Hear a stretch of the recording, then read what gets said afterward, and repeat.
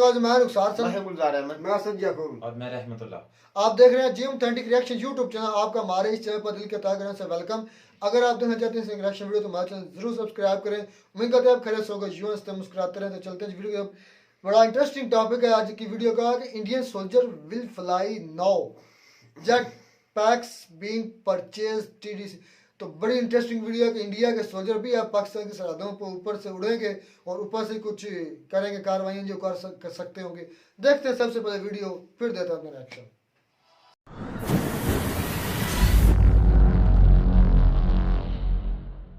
भारत चाहता है कि जो ग्लोबल साउथ है, ग्लोबल साउथ के बारे में बातचीत हो। भारत ने बोला है कि हम उन देशों की जबान बनेंगे।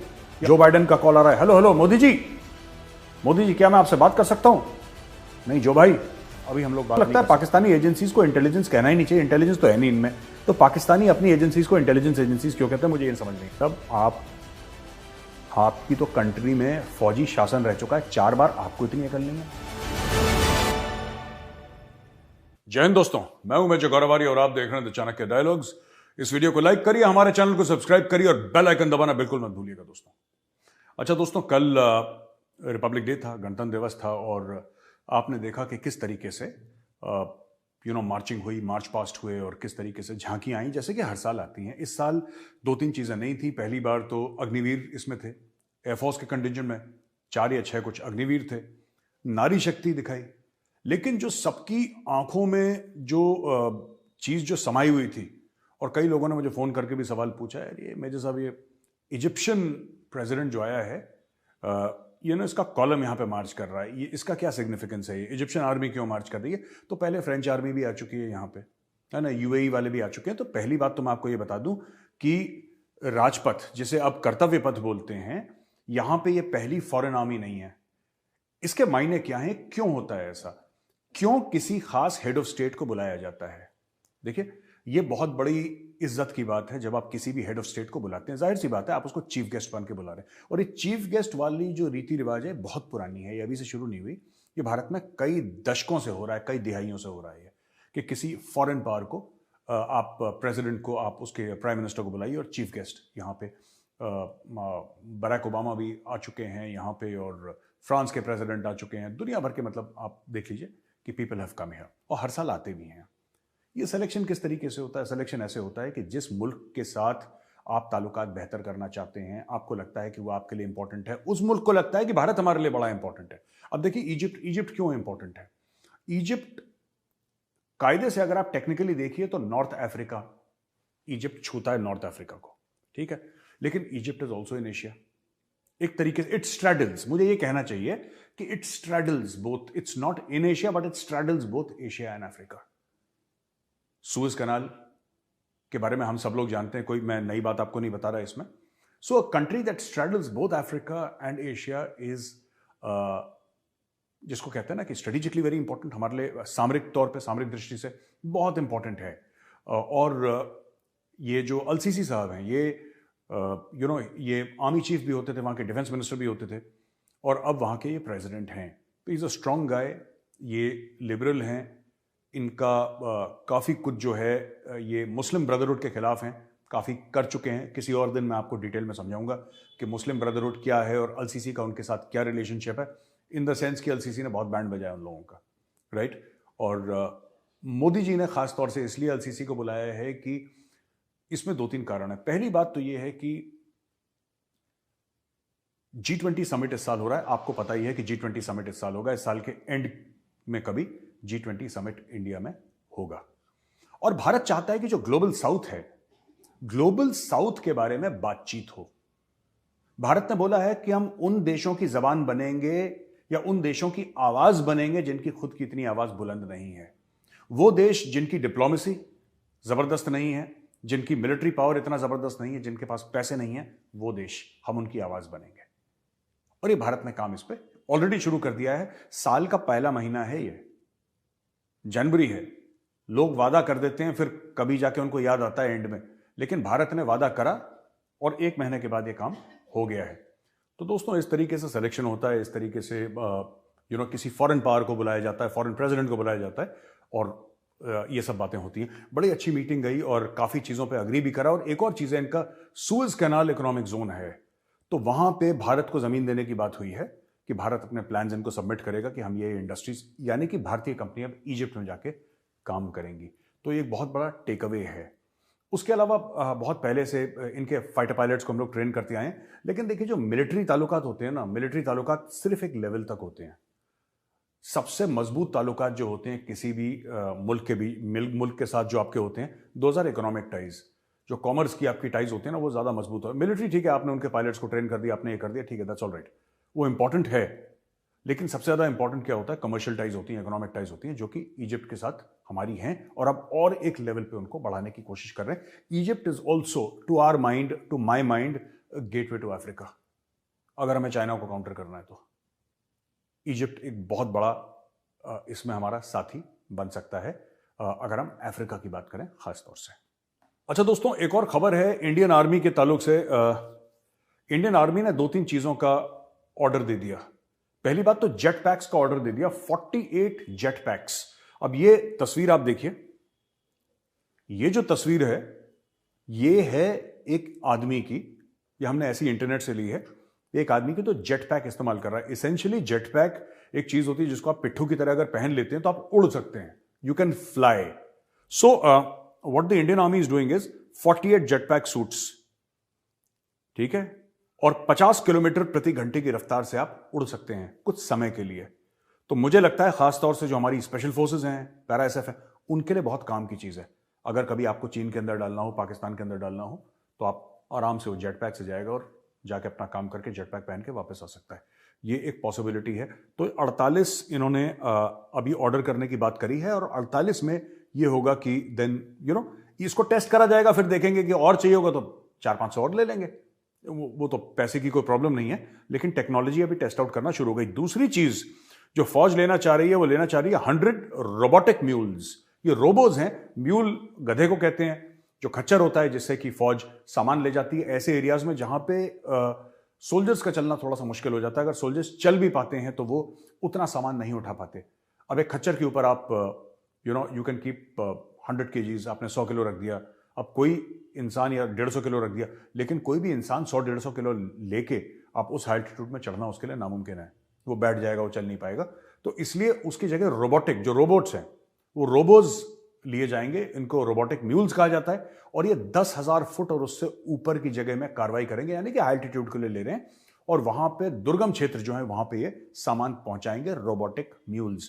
ये इंडियन आर्मी में आ रहे हैं, रोबोटिक म्यूल्स हैं 100 शुरू में आ रहे हैं, फिर इनको देखा जाएगा, फिर और लेंगे। और 130 new generation tethered drone systems through fast track procedures for emergency procurements. अब ये टेथर्ड ड्रोन सिस्टम्स क्या हैं? बेसिकली क्या है कि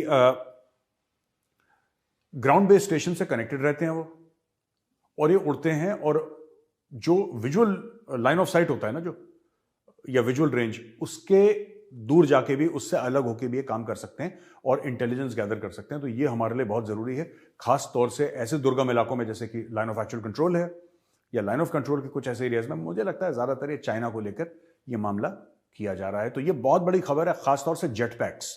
तो इंडियन आर्मी किस टेक्नोलॉजी के बारे में सोच रही है, कौन सी टेक्नोलॉजीज के बारे में कह रही है कि यार हमें ये अडेप्ट करना है। एआई के ऊपर बड़ा जबरदस्त काम चल रहा है, मैं आपको बताता हूं। मेरी बात हुई थी किसी से एआई के ऊपर, ब्लॉकचेन के ऊपर, 5G किस तरीके से इंटीग्रेट करा जा सकता है, ये सारी की सारी चीजें, और ये कर रहे हैं IITs इसमें शामिल है, इसमें DRDO शामिल है। टॉप कटिंग एज टेक्नोलॉजी में भारत के, जो अक्सर लोग मुझसे पूछते हैं कि मेरे साहब ये फौज में ये वाली टेक्नोलॉजी आ रही है कि नहीं आ रही। यार ऐसी ऐसी चीजें आ रही हैं भाई जो मुझे खुद नहीं पता, ठीक है, और आधे तो फौज बताते नहीं है फौजी, they don't discuss all these things in public, और मेरे सामने भी डिस्कस नहीं करते, करते भी हैं तो मैं यहां पे तो बताऊंगा नहीं, जाहिर सी बात है। लेकिन fact of the matter is कि लेटेस्ट टेक्नोलॉजीज आ रही हैं, ये बहुत बढ़िया बात है। अच्छा, अब आते हैं खबर पाकिस्तान, मेरा फेवरेट टॉपिक, खबर पाकिस्तान। मोदी जी ने एक बहुत बड़ा जोखिम ले लिया भाई, बहुत बड़ी एक परेशानी मोल ली है मोदी जी ने। मोदी जी ने SCO समिट जो होने वाला है, शंघाई कोऑपरेशन ऑर्गेनाइजेशन, इसका समिट होने वाला है मई में गोवा में। एक तो गोवा मई में कौन जाएगा, गोवा मई में जाने वाली जगह नहीं है, बड़ी खूबसूरत जगह है, लेकिन सर्दियों में जाइए तो अच्छा रहता है। गोवा में कर दिया इन्होंने, कर दिया, ठीक है। So they will go to Goa. वहां पे मोदी जी ने बुला लिया है बिलावल भुट्टो को। ठीक है, बिलावल भुट्टो को, वही बिलावल भुट्टो जिसने मोदी जी को खूब उल्टी सीधी गालियां दी और उल्टा सीधा बोला। चलो कोई बात नहीं, बच्चा है, दिमाग से पैदल है, कोई दिक्कत नहीं है। ये बहुत बड़ा खतरा है। मैं बता रहा हूं, स्टेज पे लोग बैठे हुए हैं, स्टेज पे लोग बैठे हुए हैं, वहां पे हेड्स ऑफ स्टेट बैठे हैं, मोदी जी बैठे हैं यहाँ पे, शी जिनपिंग बैठा है यहाँ पे, कोई XYZ दुनिया भर के लोग बैठे हैं वहां पे, ठीक है। वहां पे बिलावल भुट्टो भी बैठा हुआ है, और सबके सामने अगर बिलावल भुट्टो मोदी जी से पैसा मांग ले, मोदी जी क्या कर लेंगे आप बताओ? आपके घर पे कोई आ जाए और आपसे बोलते हैं कि भाई साहब पैसा दे दो, आप थोड़ा सा झेंप जाएंगे, आपको शर्म सी आ जाएगी, यार देखो घर पे पैसे मांग रहा है, मना भी नहीं कर सकते। यही बिलावल भुट्टो करेगा, मैं बता रहा हूं। इसने फंसा दिया मोदी जी को, और हम लोगों ने खुद अपने आप को फंसा दिया इसको बुला के। ये सबके सामने मांगेगा, सबके सामने मांगेगा, और क्योंकि मोदी जी होस्ट हैं, मेजबान हैं, उसको मना भी नहीं कर पाएंगे। और मुझे लगता है यही पाकिस्तान की अब आखिरी तरकीब रह गई है कि भारत से ऊपर ऊपर तो दुश्मनी की बात करो, गालियां दो, लेकिन चुपके से जाके कटोरा फेंक के मारो, ऐसे ठक से कटोरा फेंक के मारो, उड़ता हुआ आके कटोरा लगेगा। वो लेकर आ रहा है, बहुत बड़ा कटोरा लेकर आ रहा है। तो आप सोचिएगा जरा, आप सोचिए, इमेजिन करिए, आंखें बंद करिए, सोचिए सोचिए, मोदी जी बैठे हैं, बिलावल बैठा है, और बिलावल चुपके से मोदी जी से सबके सामने कह दे, विस्पर करके, मोदी जी जरा $8-10 अरब दे दो, तो उसमें मोदी जी क्या कर लेंगे? फंस गए मोदी जी। तो ये पाकिस्तान की बहुत बड़ी साजिश है और बहुत बड़ी चाल है। मैं मजाक नहीं कर रहा, आप लोग सोच रहे हैं मजाक कर रहा हूं, लेकिन आप सोचिएगा कभी इसके बारे में, अगर मांग ले सबके सामने तो क्या कर लेंगे हम लोग, है ना? एनीवे, पार्ट्स में हम करेंगे। आपने तो हमारी जो मेजर साहब ने टॉपिक पे बात की, बहुत अहम टॉपिक थे। क्या भाई हम वीडियो के शुरुआत दौरान, भाई गुलजार, वीडियो के दौरान हम बहुत ज्यादा हंस रहे थे। जो पहले दो टॉपिक्स के बाद डिस्कस करेंगे, जो एंड आखिर पर वाला टॉपिक है ना, वो एंड कर दिया, एंड पर उन्होंने एंड कर दिया कि अगर अच्छा, बड़ा जोखिम लिया है मोदी साहब ने कि बिलावल भुट्टो को इनवाइट करके, अगर उन्हें कटोरा मारी, कटोरा अच्छा फेंक दिया, बिलावल भुट्टो मांग ही लेगा तो मोदी तो क्या साहब कहेंगे? मोदी साहब को तो देने पड़ेंगे पैसे पे। तो देने पड़ेंगे। वो वाकई सही करेंगे, बहुत बड़ा जोखिम लिया। सॉरी भाई हमारी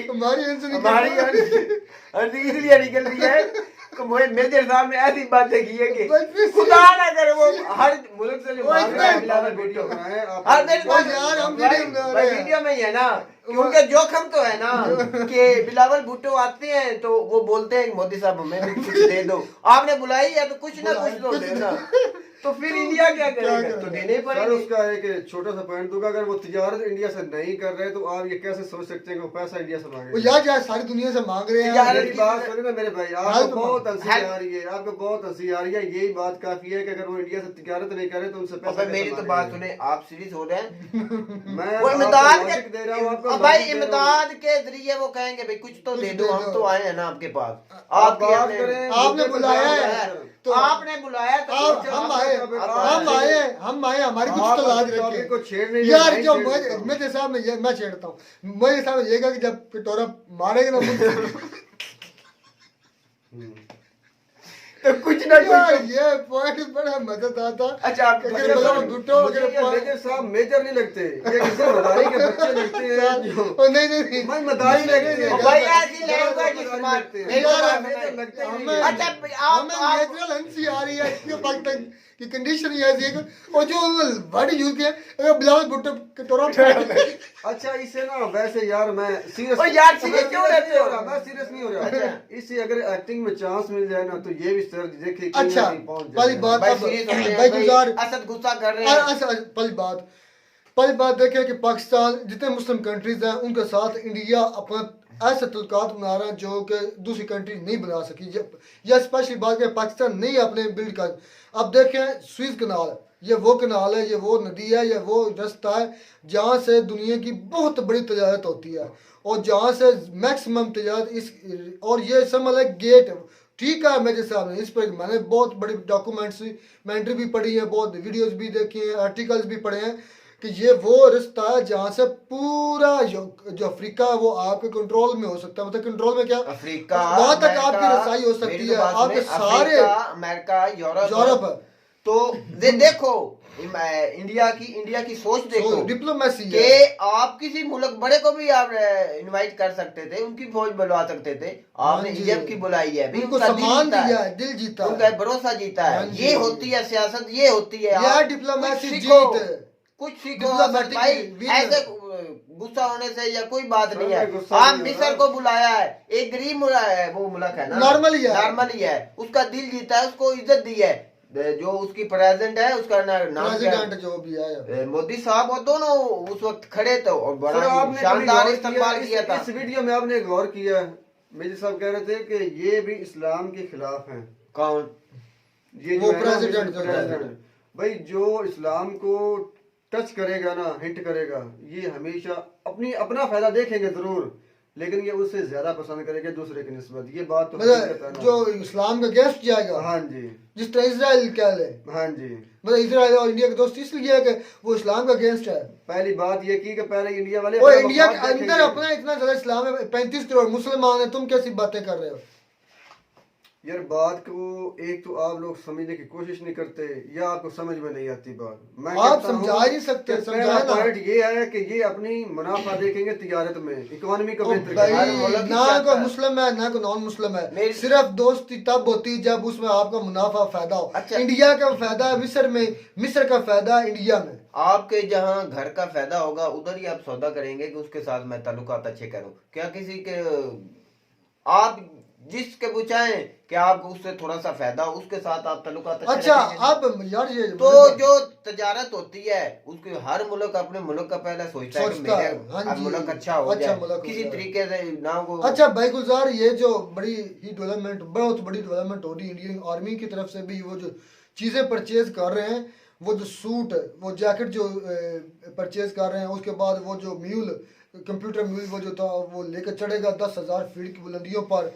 तो उसके साथ ही वो जो था एक और भी उन्होंने कुछ चीज, ड्रोन जो है, ड्रोन। जो स्पाई ड्रोन देख समझ ले, सबसे मुझे अपनी अच्छी बात हदूद में लगी जो रहकर। इंसान जो है, जो उसका नाम सूट का क्या नाम है, वो जो उड़ जाता है, हवाओं में फ्लाइंग उड़ता मैं आपको इसके बारे में बताता हूँ। मेरे साहब बहुत कह रहे थे बड़ी कि यार ये डेवलपमेंट ये चीजें इस्तेमाल करें कि हमें कभी इंडिया में चाइना में फेंकनी चाहे या पाकिस्तान में। पाकिस्तान का तो चलो मान ले को आप ऐसा कुछ करेंगे तो बहुत अजीब सा मालूम होगा। मेरे भाई चाइना खुद ये दूसरे मुल्कों को बनाकर ऐसी हजारों लाखों चीजें इससे कहीं बेहतर बेचते हैं। तो आप इस चीज में भी आ रहे हैं, खुद खरीद रहे हैं, तो वो मेरे भाई खुद बनाते हैं और दूसरे मुल्कों को देते हैं। वो चाइना काउंटर करने के लिए या पाकिस्तान काउंटर करने के लिए बना रहे हैं, वो ले भाई ले- ले- दुनिया- ले रहे हैं। वो तो भाई देखें, इंडिया की बात कर रहे हैं। ये इंडिया असल खुद भाई- मेजर साहब ने कहा ना, इंडिया या तो पाकिस्तान में ऐसा करेगा या चाइना में करेगा। चाइना पाकिस्तान में करे तो एक जवाब मतलब देखे कि वो अभी इस टेक्नोलॉजी से दूर है, यही कहल है कि उनका कुछ उधर फायदा हो सकता है। अगर चाइना की बात करें तो भाई आपको मुंह की खानी पड़ेगी कि वो खुद ऐसी चीजें दूसरे मुल्कों को बनाकर खुद बेचता है। अच्छा और जब इंडिया ने कभी भी किसी पर हमला अगर नहीं आप किया चाइना है, की तो तरफ असल मुंह भाई- करेंगे ना मेरे असल भाई, भाई तो आज मेरी इस बात चीज में सुनो। अभी इस चीज भाई में वो आप दिफा खरीद रहे के हैं, लिए- आप बहुत दिफा पीछे हैं के और लिए। वो बहुत आगे असल हैं भाई भाई। इंडिया ने कभी भी किसी मुल्क पर हमला मेरे नहीं साहब ने किया। खुद ही तो कहा है, मेरे सामने बात नहीं की कि क्या अगर इसके इस तरह हम इस्तेमाल करें इसे, तो मैं तो उस बात को अच्छा बात कर रहा भाई हूं। बात इतनी, भाई रहमत भी हमारे साथ बैठे, बात अगर ये करें, आपसे मेरा सवाल है कि ये जो इतनी टेक्नोलॉजी में इंडिया आगे जा रहा है, ये नया से नया चीज़ें ले रहा है, आपको क्या लगता है कि क्या पाकिस्तान अब इंडिया से काफ़ी साल, 100 साल से मतलब 50 साल से मतलब क्या पीछे नहीं रह गया, या पाकिस्तान को इस टेक्नोलॉजी में तरक्की करनी चाहिए कि नहीं करनी चाहिए, या हमारे स्कूल कॉलेज में ऐसी को तालीम दी जाती है? जी बिल्कुल, ये बात बिल्कुल ठीक है। पाकिस्तान इंडिया से काफ़ी पीछे है और जो हमारे स्कूल कॉलेजेस हैं उनमें ये तालीम दी जा रही है, लेकिन उस लेवल पर नहीं। उस लेवल पर नहीं जहाँ पर इंडिया में दी जा रही है। इंडिया पाकिस्तान से बहुत आगे निकल चुका है, लेकिन वो पाकिस्तान को बहुत ज़्यादा ही वो तंग नज़र से देख रहे हैं कि पाकिस्तान को कुछ समझ ही नहीं रहे हैं। तो भाई जब आप तरक्की नहीं करेंगे, जब आपके पास होगी नहीं, इज्जत बनती है आपकी जेब में कुछ भैया आपके जो अपनी आपकी आवाम बोल औकात रही है, बनाए ना, उसको अपनी तो- औकात कब बनती, जब आपके पास पैसा हो। अच्छा आप मुझे एक रहमतुल्लाह बात जवाब दें कि इस वक्त हालात पाकिस्तान के क्या हैं, कि किस डगर पर हम चले हुए हैं, कि क्या हमें जो आगे एक दिन में 24 रुपया नहीं भाई गुजार, ये मेरी तो बात बात सुन लेना, मैं इनको 24 मोटी सी मिसाल से समझाता हूँ। उसके बाद जो महंगाई आएगी क्या आप इसको झेल सकेंगे? वो तो नहीं, वो तो सारी बात है, इतना किसी के पास नहीं। बात मुझसे इतनी कि एक ही घर, एक ही माँ बाप के, एक ही माँ के पेट से फर्क 4-5 बहन भाई होती हैं, उनमें से कोई लग जाता है, फर्क AC लग, असिस्टेंट कमिश्नर लग जाता है, बाकी को मेहनत मजदूरी करते हैं, या उसके पास को बिजनेसमैन लग जाता है एक। तो जो बाकी 4 होते हैं, वो जो जिसके पास पैसा होता है या जो बड़े पोस्ट पर होता है, वो क्या समझता है, वो उसको अपने आप मजारी समझता है ना, वो उसकी उस पर समझ लगे, हम जिस तरह पंजाबी में कहते हैं ताक नहीं पौंदी। इसी तरह भाई इंडिया तरक्की कर रहा है और पाकिस्तान इसी तरह उनकी, अब इंडिया टेक्नोलॉजी में आगे बढ़ रहा है, उनकी हम पर नजर नहीं पड़ती, हमें वो हकीर ही समझेगा। आप इस चीज को तस्लीम करते हैं ना, जैसे अमेरिका समझता है सारे तो मुल्क। फिर आपको अपनी टेक्नोलॉजी पर काम करना चाहिए, अपनी तलीम पर काम करना है। आप क्या समझते हैं पाकिस्तान में तलीम पर काम करने की अभी भी जरूरत है? सबसे बड़ी बात तो ये है, पाकिस्तान की जो आवाम है वो तो कोशिश कर रही है, लेकिन जो इसके PMs आ रहे हैं ना, वो बहुत करप्ट हैं। इस वजह से पाकिस्तान इतनी तरक्की नहीं कर रहा। आप देख लें कि वो अरफा करीम थी, वो शायद 2005 में वो नहीं, नोबेल प्राइज उनको नहीं मिला था, लेकिन वो कंप्यूटर की एक अच्छी बड़ी मतलब समझ लगे सॉफ्टवेयर इंजीनियर थी, बहुत बड़ी और सबसे छोटी सॉफ्टवेयर इंजीनियर, इसमें कोई शक नहीं है। ये अपना रहमतुल्लाह बारी ठीक। बाकी भाई बात इतनी है कि हमें अपनी तलीम पर जोर देना चाहिए, अगर हमें इन हकारत की नज़रों से बचना है, बात इतनी है। तो मैं कहते हैं आपको हमारी वीडियो अच्छी लगी होगी, अगर वीडियो अच्छी लगी हो तो हमारा चैनल जरूर सब्सक्राइब करें। मिलता है नई वीडियो में नए टॉपिक के साथ, तब तक दीजिए इजाज़त, अल्लाह हाफ़िज़।